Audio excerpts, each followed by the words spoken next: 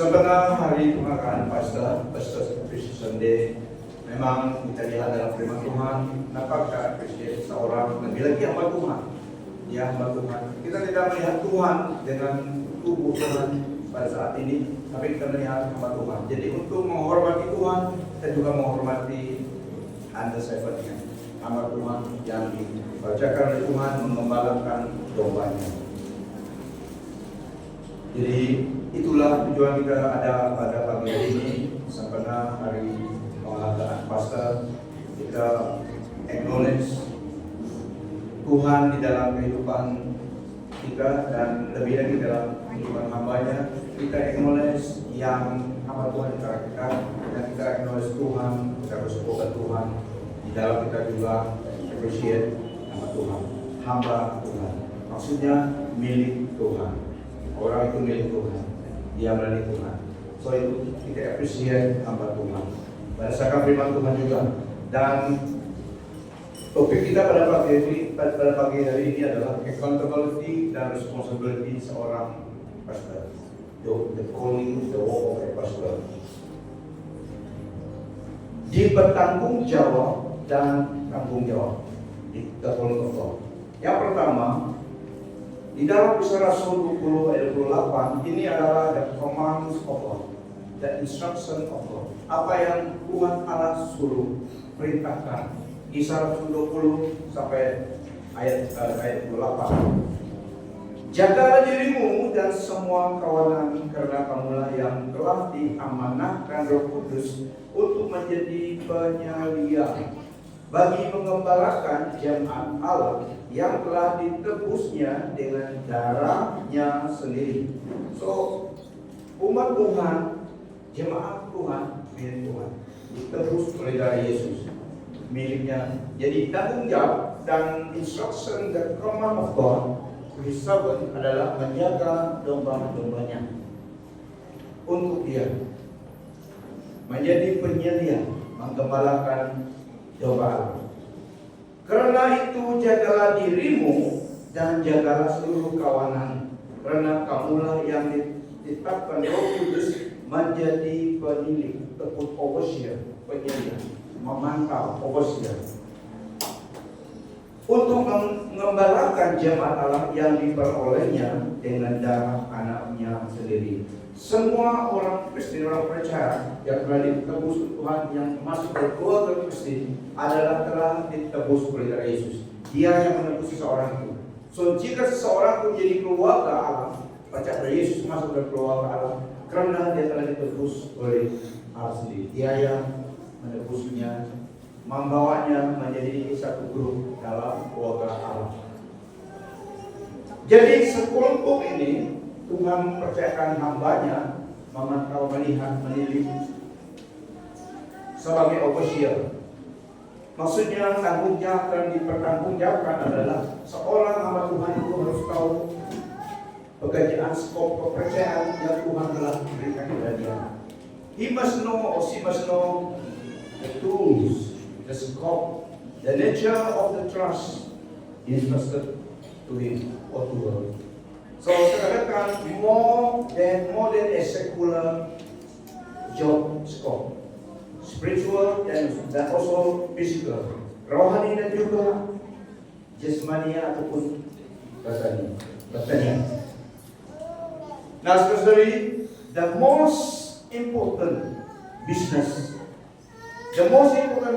in the world, business yang penting sekali dalam dunia ini dan hidup ini adalah preaching the gospel and persuading men to accept Christ as their Lord and Savior.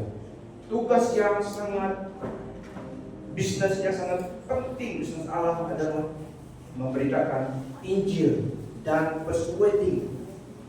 Persuading maksudnya menggalakkan, mendorong dan persuading orang menerima Yesus sebagai Tuhan dan Juru Selamat. Itu sangat penting. So, firman Tuhan katakan, banyak Tuhan katakan juga the most important business in the world adalah menyampaikan firman Tuhan. Dan itu juga satu tugas yang that carry accountability di atas segala kepercayaan. di dalam tugas dunia ini. Memberitakan firman Tuhan, memberi satu accountability yang sangat mendalam. Karena apa? The most important business in the world, the preaching, persuading man, memberitakan Injil dan juga mendorong orang supaya menerima Yesus sebagai Tuhan Yesus sama. Karena nilai-nilai kekal di dalam produk itu, di dalam agenda itu, kehidupan orang diselamatkan. So ada eternal values di dalam preaching of the gospel. Nah, tugas itu juga tidak boleh dan tidak dapat hanya dengan kekuatan manusia saja. Harus totally reliant pada Roh Kudus, bergantung penuh, bersandar penuh kepada Roh Kudus Tuhan. Tuhan Yesus sendiri bergantung kepada Roh Kudus. Apalagi hambanya manusia seperti saya harus bergantung kepada Roh Kudus Tuhan. Total reliant on the Holy Spirit of God. Yang memanggil, yang equip, harus dipanggil, equip, empower by God to do the business. Dia yang memanggil, melengkapi, empower supaya dapat melakukan mandat itu. Responsibility and accountability. 1 Petrus 5 ayat 2. 1 Petrus 5 ayat 2. Jagalah jemaat Allah sekitarmu seperti gembala menjaga kawanan domba. Awasi mereka bukan secara terpaksa, tetapi dengan rela, bukan untuk mendapat keuntungan yang tidak wajar, tetapi dengan sepenuh hati. Bukan sebagai tuan bagi mereka yang diamanahkan kepadamu, tetapi sebagai teladan untuk mereka. Nah, gambaran domba-domba yang digembalakan. Tuhan Yesus menggunakan gambaran domba karena domba ini sangat perlu perhatian. Orang percaya yang dikatakan Tuhan domba. Karena sifat domba harus ada yang memimpin, harus ada memberi keperluan, memimpin, menjaga, to lead, to guide, to protect, to watch, giving direction, protection, provision, security, penjagaan, pelindungan. Domba harus dipimpin, dituntun. Jadi itu sifatnya. So Tuhan katakan gembalakanlah domba-domba ini yang di bawah penjagaanmu. Saya di sini tidak boleh dan tidak benar untuk menjaga domba di budaya ataupun di Ekorot, tapi di sini saya tidak diberi tugas untuk menjaga domba Allah di tempat yang lain. Ada hamba situ. Okay. Tapi itulah domba dan gembala. Domba harus dipimpin, dituntun, beri direction, protection, memimpin supaya domba ikut. So itu tugas yang penuh dengan accountability. Be servants of God's flock that is under your care. Bukan anda semua care. Gembalakanlah kawanan domba Allah yang ada padamu, jangan dengan paksa, tapi dengan sukarela, sesuai dengan kehendak Allah. Dan jangan karena kamu mau mencari keuntungan, tetapi dengan pengabdian diri. Janganlah kamu berbuat seolah-olah kamu mau memerintah atas mereka yang dipercayakan padamu, tetapi hendaklah kamu menjadi teladan bagi kawanan domba itu. Maka kamu apabila gembala agung, yaitu Tuhan Yesus, maka kamu apabila gembala agung datang, kamu akan menerima mahkota kemuliaan yang tidak dapat layu. Ada mahkota yang tidak layu. Mahkota sukma boleh layu, mahkota Olimpik boleh layu, tapi mahkota kemuliaan yang daripada Tuhan tidak akan layu. Amen. Saya baca dalam Amplified Bible untuk kita. Ayat yang sama, 1 Petrus 5. Nurture, guide and fold the flock of God. That is your responsibility, not by coercion or constraint, but willingly, not dishonorably, motivated by the advantages and profit belonging to the office, but eagerly and cheerfully, not domineering as arrogant, dictatorial, and overbearing persons over those in your charge, but being examples of being patterns and model of Christian living to the flock or the congregation. And then, when the shepherd is revealed, you will win the conqueror crowns of glory. Ini yang menanti kita. Bukan hamba Tuhan saja, orang percaya juga. So, hamba Tuhan diberi nourishment melalui firman Tuhan. Itulah jemaat Tuhan harus ikut kebaktian. Kalau kamu tidur di rumah pada hari ini, bagaimana kamu dapat diberi makanan? Orang makan sini, kamu tidak dapat makan. Makanan ini tidak di rumah. Sini orang pesta makan firman Tuhan, tapi kamu masih tidur. Ada pun pergi ke tempat lain dan diberi makanan yang lain. So, tanggung jawab dan kepercayaan adalah nourishment to the word of God, teaching, explaining, instructing, model the word of God by setting example in doing, in putting into action the word in real life situation. Itulah seorang hamba Tuhan harus dipakai.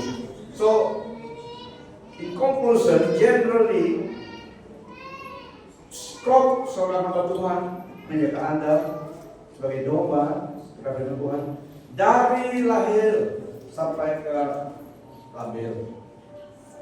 Katakan kepada kamu dari lahir sampai gol, dari lahir sampai kematian, menjaga to care spiritual and physical from birth to death, a whole life circle ministry oriented and based grounded on the scripture. Semuanya itu harus didasari Alkitab firman Tuhan. Berdoa untuk kamu waktu lahir dalam dunia dan juga waktu kamu meninggal dunia. Itu scope of pastoral duty. Your arrival and your departure. Amen. Your arrival, your departure. Now, saudari, that is the reason why. Katakan, that is the reason why a pastor must be called by God. That is the reason why a pastor sebagai hamba Tuhan, they must be called by God to do the work of the ministry. Tidak boleh because I want to do. Kamu jadi pastor, no? Unless God call you. Baru kamu tinggal pekerjaan. Semua dapat melayani Tuhan, tapi one day when God call you, you take it back to God.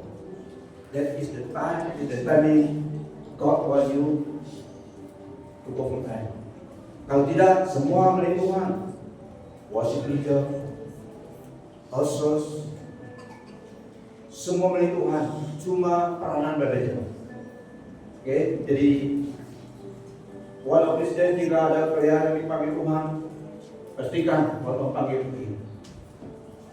Amen. Tapi kita satu tugas yang sangat very important dan sangat carry a weight of responsibility. Lebih berat daripada tanggung jawab Presiden Amerika Serikat. Orang betul menjaga jiwa-jiwa manusia. Sampai di sini firman Tuhan sebelum itu ada satu tempat saya pesteri dulu. Ini bukan misi mimpi, tapi ada mimpi daripada Tuhan. Satu malam sudah mimpi. Saya di dalam kapal itu berjalan. Saya dengar bunyi angin, karena kapal dalam laut jalan kan dalam sungai memang ada bunyi angin. Jadi saya naik. Sampai ke tempat kapten, pilih kapten karena dulu pernah ikut kapal Tuhan. Jadi kapten tempat kapten atas steering itu.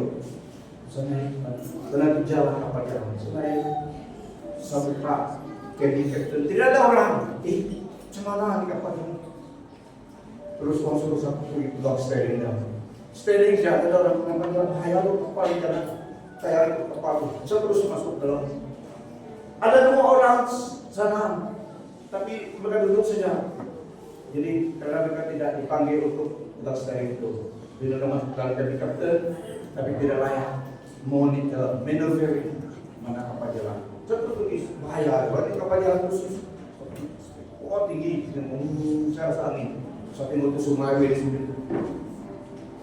Tuhan bilang, kamu harus mengembalakan pergerakan kapal ini.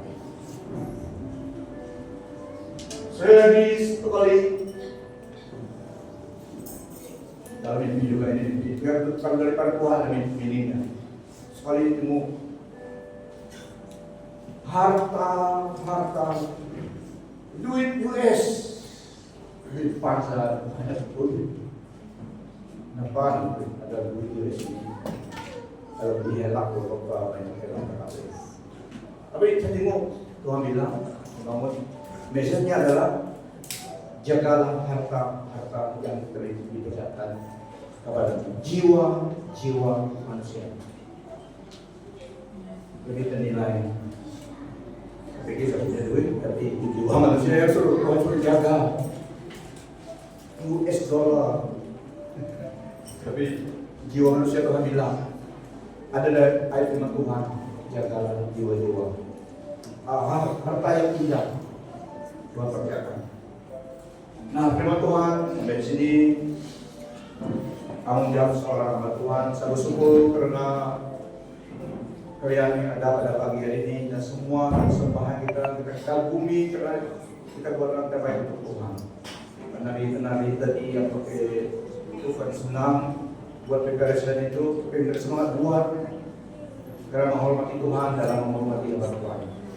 Tuhan Yesus Kristus mengerti semua kita yang terlibat langsung dan juga yang tidak langsung, tapi semua Tuhan berkati, amen.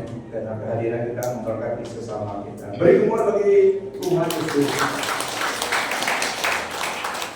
Firman Tuhan dari sini kita bagi untuk sisi keduanya yang MC kita.